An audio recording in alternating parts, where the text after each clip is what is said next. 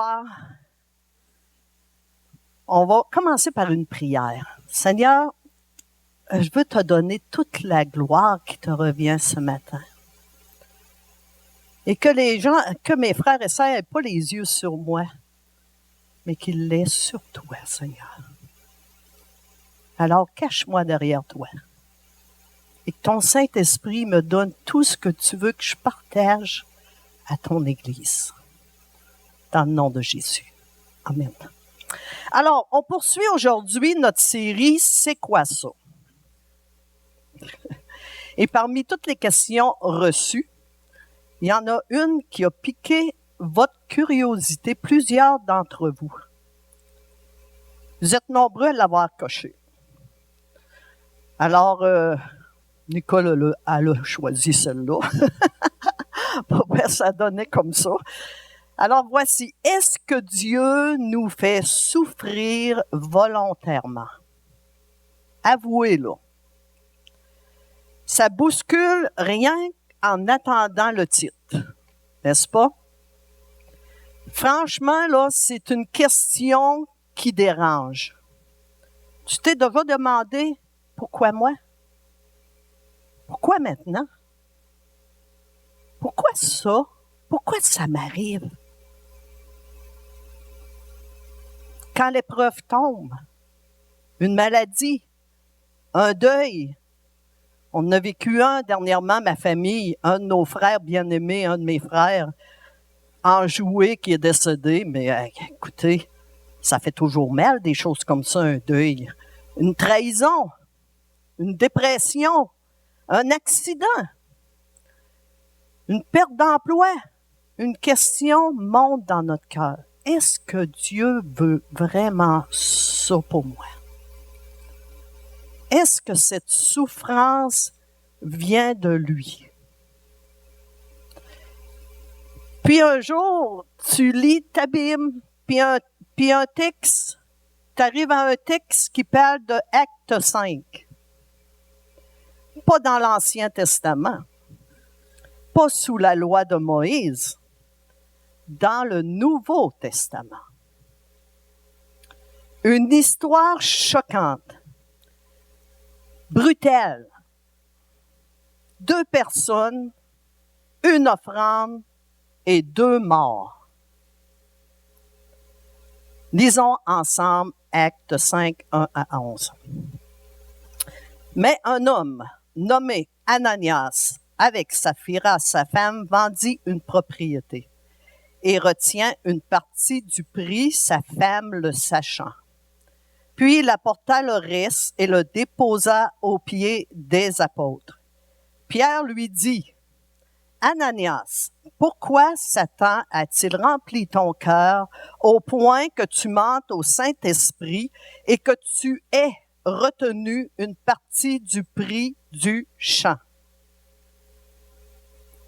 S'il n'eût pas été vendu, ne te restait-il pas? Et après qu'il ait été vendu, le prix n'était-il pas à ta disposition? Comment as-tu pu mettre en ton cœur un pareil dessein? Ce n'est pas à des hommes que tu as menti, mais à Dieu. » Ananias, entendant ces paroles, tomba et expira. Une grande crainte saisit tous les auditeurs. Les jeunes gens s'étant levés, l'enveloppèrent, l'emportèrent et l'ensevelirent. Environ 3 heures plus tard, sa femme entra, sans savoir ce qui était arrivé. Pierre lui adressa la parole. « Dis-moi, est-ce à un tel prix que vous avez vendu le champ? » « Oui, répondit-il, c'est à ce prix-là. » Alors Pierre lui dit, « Comment vous êtes-vous accordé pour tenter l'Esprit du Seigneur? Voici, ceux qui ont enseveli ton mari sont à la porte et ils t'apporteront. » Au même instant, elle tomba aux pieds de l'apôtre et expira. Les jeunes gens étant entrés la trouvèrent morte. Ils l'emportèrent et l'ensevelirent auprès de son mari. Une grande crainte s'empara de toute l'assemblée et de tous ceux qui apprirent ces choses. Alors, nous avons lu qu'Ananias et Saphira, sa femme, vendent une propriété. Pierre les interroge et soudain, Ananias tombe mort. 3 heures plus tard, son épouse arrive. C'est le tour de son épouse. 2 morts pour une histoire d'offrande. Et c'est là que tout le monde dit, qu'est-ce? Voyons donc, est-ce que Dieu a voulu ça? Il faut, quand on lit des textes comme ça, il faut se replacer dans le contexte. On est juste après la Pentecôte. Le Saint-Esprit est descendu avec puissance. Il y a eu des signes visibles. Le vent, des langues de feu et la puissance pour témoigner. Des milliers se convertissent. L'Église est jeune, l'Église est vivante, elle est en feu. Les croyants prient, les croyants partagent, ils aiment, ils donnent. Et parmi eux, un homme nommé Barnabas vend un champ et donne tout. Et il met tout ça aux pieds des apôtres. C'est un acte pur, un acte de foi, un témoignage d'amour pour une Église débutante. Après avoir vu la grande générosité de Barnabas et à quel point il était respecté, Ananias et Saphira décident qu'ils voulaient recevoir le même respect. Et ça leur donne une idée. Pas une idée inspirée par le Saint-Esprit, une idée poussée par leur orgueil. Ils veulent l'image, mais pas le sacrifice. Ils veulent le respect, sans sincérité. La reconnaissance, sans l'abandon. Alors, ils montent un plan. Faire semblant de donner tout. Mentir. Mentir. Comme si le Saint-Esprit ne serait pas assez puissant pour dévoiler ce qui se passait là. Extérieurement, ça a l'air spirituel. Les gens qui voyaient ça devaient dire « Wow! » Intérieurement, frères et sœurs, c'est une pièce de théâtre montée à 2 acteurs. Mais Dieu ne joue pas à ça. Et dans les fondations de son Église, il ne laissera pas passer ça. Il ne laissera pas passer ce mensonge. Mais au moment de présenter leur offrande, quelque chose se passe. L'Esprit Saint dévoile la vérité à Pierre. Et soudain, boum, Ananias tombe mort. Pas le temps de comprendre. Pas le temps de se justifier. Pas de deuxième chance. 3 heures plus tard, Saphira tombe aussi. Même mensonge, même masque, même destin. Une Église qui enterre 2 donateurs dans la même journée. Est-ce que Dieu a voulu ça? Et le verset 3 et 4 nous dit, « L'Esprit Saint donne à Pierre ce don de discernement qui lui permet de découvrir la situation. » Pierre est très clair dans le verset 4, Acte 5, verset 4. « Tant que tu avais ce champ, ne te restait-il pas? Et une fois vendu, là, l'argent n'était-il pas à ta disposition? » Autrement dit, le problème n'était pas le montant, pas du tout. Il avait le droit de garder une partie, aucune loi n'exigeait quoi que ce soit, là. Ils avaient le droit. Le vrai problème, c'est le masque qu'ils ont porté. Ils n'ont pas seulement menti aux hommes, ils ont menti au Saint-Esprit. Ils ont tenté Dieu. Ils ont joué un rôle comme si Dieu ne voyait rien. Mais Dieu ne cherche pas des acteurs, il cherche des vrais adorateurs. Jean 4, 24 dit, Dieu est esprit et il faut que ceux qui l'adorent en esprit et en vérité. Leur offrande n'était pas sincère, leur adoration était un mensonge. Mais Dieu voit l'intérieur. Et je ne l'ai pas fait mettre sur... alors, je vais vous le citer. Hébreux 4.13 nous dit « Nulle créature n'échappe au regard de Dieu. Dieu voit tout, tout, tout, tout. Tout est à nu et à découvert aux yeux de celui à qui nous devons rendre compte. Dieu voit tout. Dieu voit le cœur. Ce n'était pas une simple erreur, c'est une trahison spirituelle, une hypocrisie assumée, une manipulation déguisée en offrande. Une offrande pas sincère, c'est une adoration vide. Vous savez, quand vous donnez des offrandes à l'Éternel, quand vous donnez vos offrandes, c'est une adoration. Faites attention à votre cœur. C'est une adoration pour Dieu. Et c'est pour ça que Pierre lui dit à Ananias, « Comment as-tu pu former dans ton cœur un tel projet? »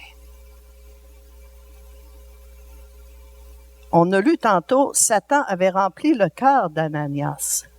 Et pourtant, Pierre lui demande comment lui a pu former ce projet. Pas Satan, lui, Ananias. Vous savez, frères et sœurs, il faut saisir quelque chose ici. Le péché ne naît pas seulement de la tentation, mais de ce que tu choisis de nourrir dans ton cœur. Parce que Dieu, c'est le cœur. Dieu regarde au cœur. Ananias a conçu ce projet lui-même et il a persisté jusqu'au bout. On voit ici qu'il n'y avait pas vraiment la crainte de Dieu, parce que quelqu'un qui a la crainte de Dieu ne va pas mentir devant les disciples. Alors Dieu a réagi avec puissance. Mais attention, frères et sœurs, ce jugement est rare dans la Bible. Okay? Ce n'est pas une méthode, ce n'est pas un modèle, c'est un avertissement.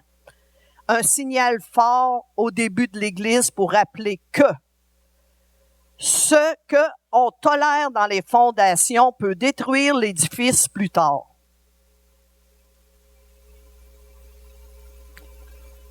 Vous vous souvenez de Pierre, il a quand même trahi Jésus 3 fois, là. Il a renié Jésus 3 fois, qui est écrit. Et Jésus ne l'a pas frappé, il l'a restauré. Pourquoi? Parce que ce n'est pas la trahison de Pierre qui l'a brisé, c'est son cœur qui s'est brisé face à la trahison qu'il avait fait. Son cœur était repentant.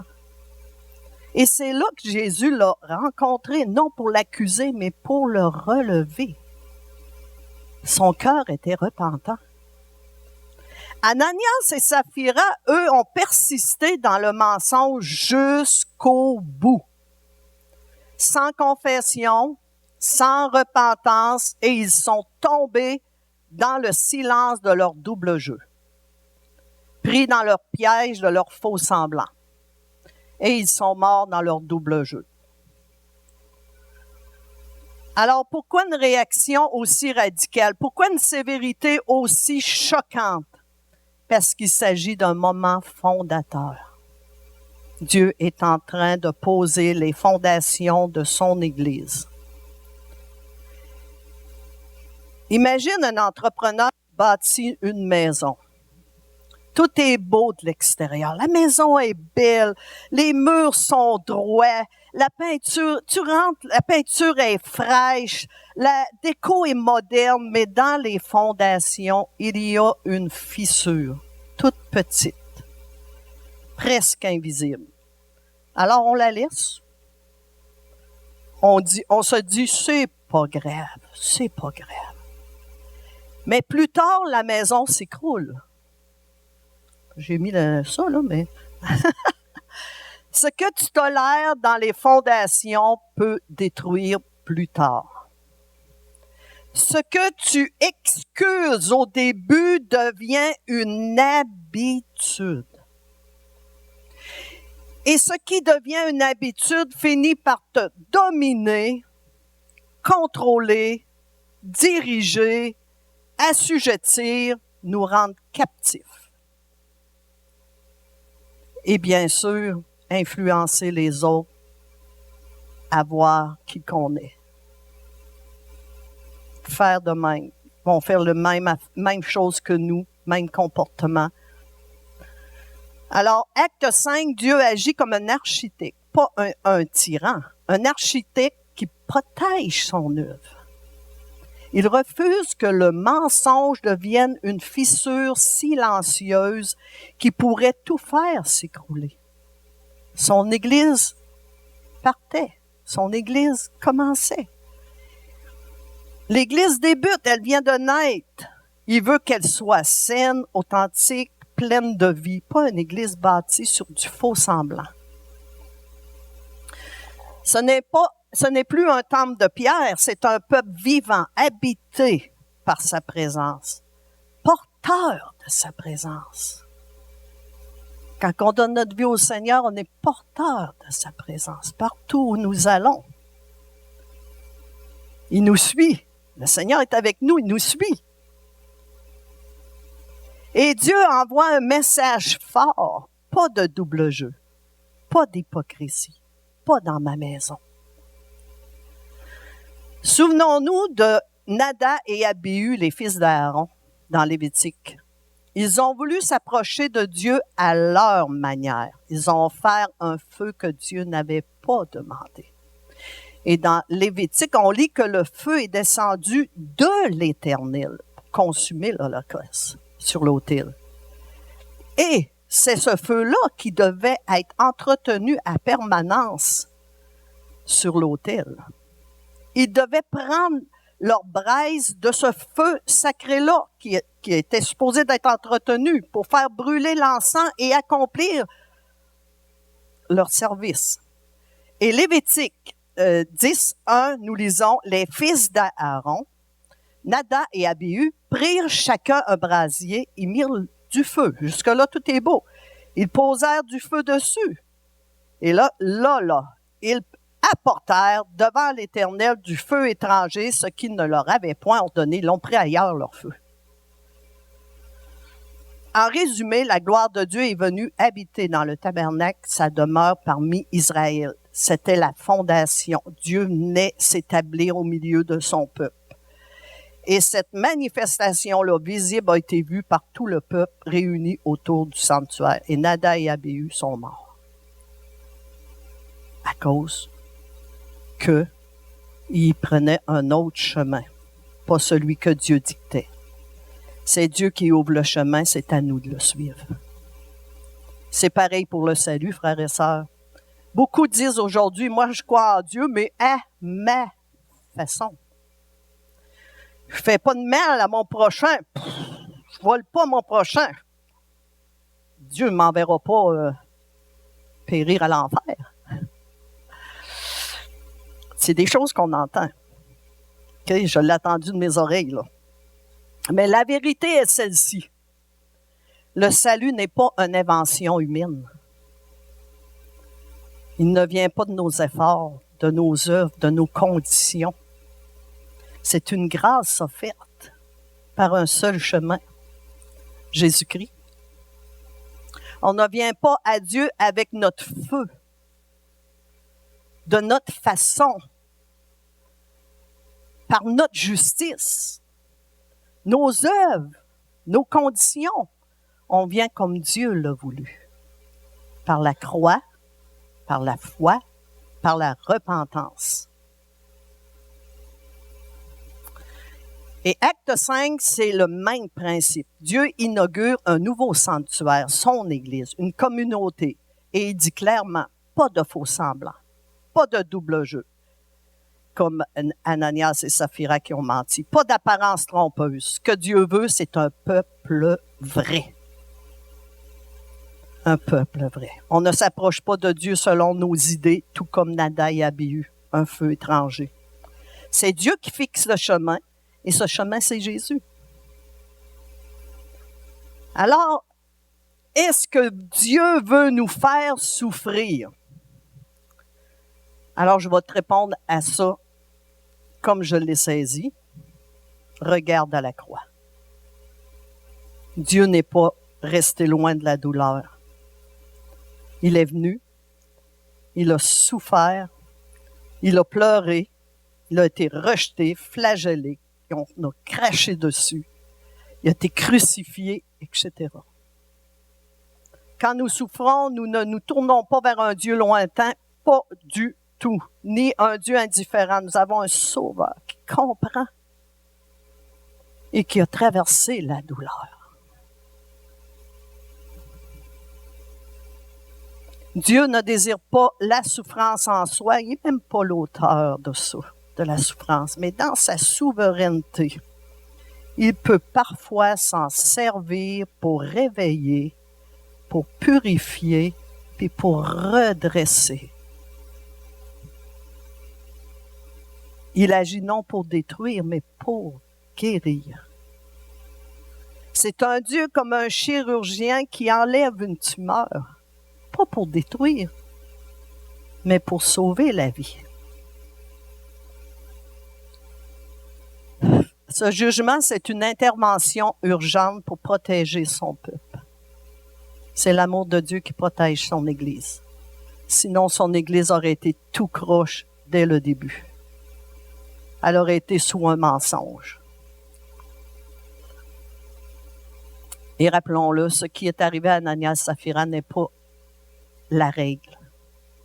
C'est une exception dans un moment d'exception. Dieu ne frappe pas les croyants à chaque faiblesse. Il ne cherche pas ta performance, il cherche ta transformation.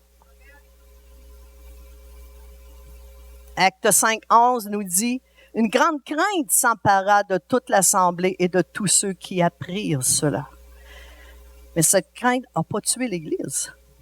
Elle l'a renforcée. Des miracles continuent, des foules viennent à Jésus. L'Église grandit avec puissance. Pourquoi? Parce qu'une Église qui prend Dieu au sérieux est une Église que Dieu peut utiliser puissamment. Est-ce qu'on prend Dieu au sérieux? Est-ce que quand que Dieu, tu lis ta parole puis que le Saint-Esprit est en train de parler, tu prends Dieu au sérieux? Ou tu dis, je vais passer ça vite, là. Je vais passer à l'autre après. Parce que ça vient parler, mais tu n'es pas prêt à accepter de changer. Dieu ne demande pas d'être parfait, il te demande d'être vrai. Pas besoin de jouer un rôle. Pas besoin d'avoir l'air spirituel, non. Dieu ne veut pas ton image, il veut ton cœur. C'est ton cœur qu'il veut. Et quand Dieu a ton cœur, ben il y a tout. Il y a tout entre les mains. Là, il peut bâtir ta vie. Il peut transformer des choses. Il peut te rendre meilleur parce qu'il y a ton cœur. En conclusion, voyez-vous, ça ne sera pas long, moi, ce matin. En conclusion, peut-être que tu portes un mess. Tu dis les bons mots, tu chantes des bons chants. On a chanté des bons chants ce matin. Des bons chants. Les autres dimanche aussi. Là, je ne suis pas en train de dire que les autres dimanches ne chantaient pas des bons chants. Là, c'est pas ça que je dis. Tu viens à l'église, mais ton cœur est très loin. Il me semble la parole, elle rentre plus, elle pénètre plus. Alors, écoute bien. Jésus a été frappé pour que tu sois pardonné. Il a porté ton mensonge pour te donner sa vérité. Celui qui ne méritait aucune souffrance a tout pris pour toi, pour moi, pour son Église.